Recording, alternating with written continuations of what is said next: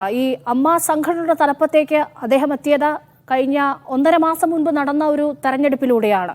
ഈ ആരോപണങ്ങളൊക്കെ നേരത്തെ നിലനിന്നിരുന്നായിരുന്നു. ഈ മാധ്യമങ്ങൾക്ക് മുൻപിൽ വന്ന് പ്രതികരിച്ച നടി രേവതിയുടെ വാക്കുകൾ പ്രിന്റ് മീഡിയകളടക്കം അതേ വാക്കുകൾ തന്നെ പ്രസിദ്ധീകരിച്ചിട്ടുണ്ട്. അങ്ങനെ ആരോപണ വിധേയനായ ഒരാൾ ഒരു സംഘടനയുടെ തലപ്പത്തേക്ക് എത്താനുള്ള സാമൂഹ്യ അന്തരീക്ഷം ഈ ഇൻഡസ്ട്രിയിൽ നിൽക്കുന്നു എന്നുള്ളതാണ് ഏറെ ദുഃഖകരമായ കാര്യം. അത് ഇൻഡസ്ട്രിയുടെ അകത്ത് മാത്രമല്ല, നമ്മൾ ഇന്ന് നമ്മുടെ നിയമസാമാജികരെടുത്താൽ മേ ബി കേരളത്തിൽ അത് കുറവായിരിക്കും. ഇന്ത്യയുടെ മൊത്തം അവസ്ഥയിലെടുത്തു കഴിഞ്ഞാൽ നമ്മൾ അറിഞ്ഞത് ഒരുപാട് പേര് ക്രിമിനൽ ബാക്ക്ഗ്രൗണ്ട്സ് ഉള്ളവരാണെന്നാണ്. അപ്പോൾ നമ്മളൊന്ന് മനസ്സിലാക്കേണ്ടത് വളരെ നീതിപൂർവമല്ലാത്ത ഒരു വിധത്തിലേക്ക് നമ്മുടെ ജനാധിപത്യ സംവിധാനങ്ങൾ, അതായത് പണവും അധികാരവും എന്ത് തോന്നിയാസവും നടക്കുമെന്നുള്ളൊരു രീതിയിലേക്ക് ജനാധിപത്യ വ്യവസ്ഥയെ തന്നെ അട്ടിമറിക്കുന്ന, ഭരണഘടനാ മൂല്യങ്ങളെ തന്നെ അട്ടിമറിക്കുന്ന രീതിയിലേക്ക് നമ്മളുടെ ജനാധിപത്യ വാഴ്ച തന്നെ മാറുന്നൊരു ഇടത്തിലാണ് ഇരിക്കുന്നത്. അപ്പം അതിനിപ്പോൾ ഞാൻ പറഞ്ഞ സിനിമയുടെ മാത്രം എന്ന് പറഞ്ഞാൽ, പക്ഷെ നമ്മളിപ്പോൾ സംസാരിക്കുന്നത് സിനിമ എന്നുള്ളതുകൊണ്ട് അതിലേക്ക് ഫോക്കസ് ചെയ്ത് തന്നെ വരാം.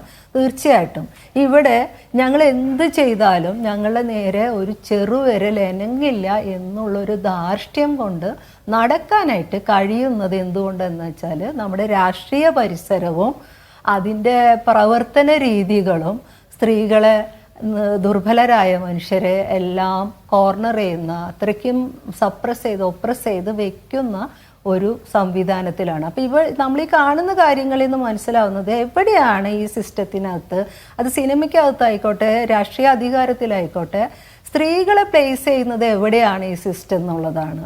നെയിം സേക്കിനാണ് നമ്മളെല്ലാം അവർ പ്ലേസ് ചെയ്യുന്നത്. അപ്പോൾ അതിനകത്ത് ഒരു മാറ്റം, കാതലായ മാറ്റം, നമ്മളെ എന്താണ് ആവശ്യപ്പെടുന്നത്, ഡിസിഷൻ മേക്കിങ്ങിലും പവർ സ്ട്രക്ചറിലും തുല്യമായ പങ്കാളിത്തങ്ങൾ ഇനി മുതൽ സ്ത്രീകൾക്ക് വേണമെന്ന് നമ്മൾ പറയുന്നതിൻ്റെ കാരണം തന്നെ ഇത്തരം സ്പേസുകൾ കൂടുതൽ മെച്ചപ്പെട്ട രീതിയിൽ, കൂടുതൽ ആത്മാഭിമാനത്തിലും വിശ്വാസത്തിലും സ്ത്രീകൾക്കും കുട്ടികൾക്കും ഒക്കെ ഇടപഴകാൻ പറ്റണം എന്നുള്ളതിൻ്റെ പുറത്താണ്. അപ്പം എനിക്ക് തോന്നുന്നു അത്തരത്തിൽ പതുക്കെ നമ്മൾ ആ പ്രോസസ്സിൽ തന്നെയാണെന്നുള്ളതാണ് നമ്മളുടെയൊക്കെ ഒരു ധൈര്യം. നമ്മൾ ചിലപ്പോൾ ഒറ്റപ്പെട്ടേക്കാം, കോർണർ ചെയ്യപ്പെട്ടേക്കാം, പക്ഷേ എങ്കിൽ പോലും നമ്മൾ വെച്ച ഒരു കാര്യം കുറച്ചും കൂടി ഹ്യൂമാനിറ്റേറിയൻ ഗ്രൗണ്ടിൽ കുറച്ചും കൂടി പ്രോഗ്രസീവ് ആയിട്ടുള്ള മനുഷ്യാവസ്ഥകൾക്ക് വേണ്ടിയിട്ടാണ് എന്നുള്ള ഉറപ്പുള്ളത് കൊണ്ട് തന്നെ നമ്മൾ അതിൽ നിന്ന് ഇനി പുറകോട്ട് പോകുന്ന പ്രശ്നമില്ല, അതിൻ്റെ ആവശ്യമില്ല. കാരണം ഞങ്ങൾ തെറ്റായ കാര്യങ്ങളൊന്നും ആവശ്യപ്പെടുന്നില്ല.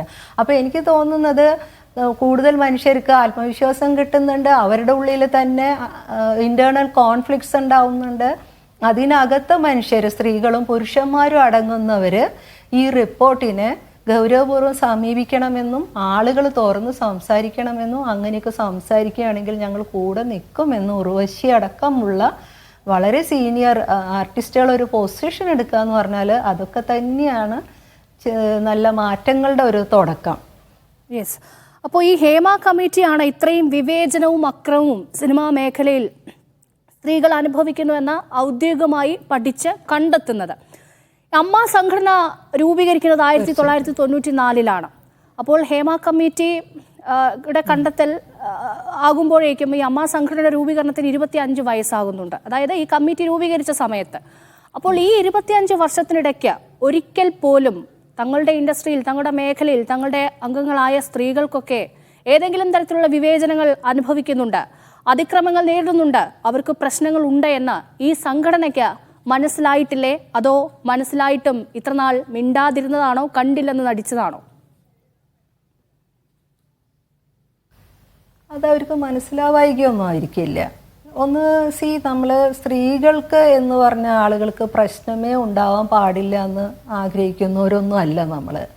കാരണം അങ്ങേയറ്റം പുരുഷാധിപത്യപരമായിട്ടുള്ളൊരു സമൂഹത്തിൽ വീട്ടിൽ നിന്ന് തന്നെ ഡിസ്ക്രിമിനേഷനോട് കൂടി വളർത്തി വരുന്ന മനുഷ്യരാണ് നമ്മളെല്ലാതും. അപ്പം അതുകൊണ്ട് തന്നെ സ്വാഭാവികമായി അവരുടെ ബോധം എന്ന് പറഞ്ഞാൽ സ്ത്രീകൾക്ക് എന്താ ഇത്ര പ്രശ്നം, അഥവാ പ്രശ്നം ഉണ്ടെങ്കിൽ ഒന്ന് അഡ്ജസ്റ്റ് ചെയ്തുകൂടെ. ഈ അഡ്ജസ്റ്റ് ചെയ്യുക എന്നുള്ളൊരു വാക്ക് സെക്ഷൽ ഫേവറിന് മാത്രമല്ല നമ്മളോടത് പറയുന്നത്.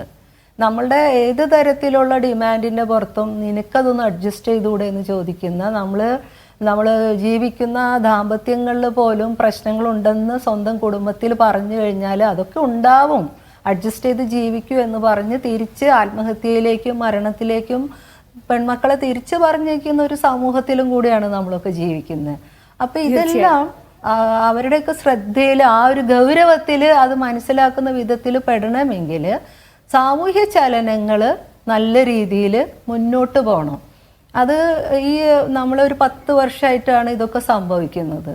ഒരു പൊളിറ്റിക്കൽ കറക്റ്റ്നെസ്സിൻ്റെ ഒരു ടൂള് നമ്മൾ ഉപയോഗിക്കുകയും രാഷ്ട്രീയമായി എന്തുകൊണ്ട് എന്തൊക്കെ ശരിയല്ല എന്ന് പറയുകയും, അതുകൊണ്ടാണ് നമുക്കിപ്പോൾ കുറേ മാർജിനലൈസ്ഡ് ആയിട്ടുള്ള മനുഷ്യരുടെ ജീവിതങ്ങൾ ഇങ്ങനെയല്ല ആവേണ്ടിയിരുന്നത്. കറുത്തവരുടെ ജീവിതം ഇങ്ങനെയല്ല, ദളിത് അവസ്ഥകൾ ഇങ്ങനെയല്ല, ആദിവാസികൾ ഇങ്ങനെയല്ല, സ്ത്രീകൾ ഇങ്ങനെയല്ല, ന്യൂനപക്ഷങ്ങൾ ഇങ്ങനെയല്ല, ലൈംഗിക ന്യൂനപക്ഷങ്ങൾ ഇങ്ങനെയല്ല. ഇങ്ങനെയുള്ള ഒരുപാട് വേറിട്ട കാഴ്ചകളിലേക്ക് മനുഷ്യരെ നമ്മൾ എത്തിക്കാനുള്ള ശ്രമം കൂടിയാണ് ഏത് തരത്തിലുള്ള സാമൂഹ്യ മുന്നേറ്റ പ്രവർത്തനങ്ങളും എന്ന് തന്നെയാണ് ഞാൻ വിശ്വസിക്കുന്നത്.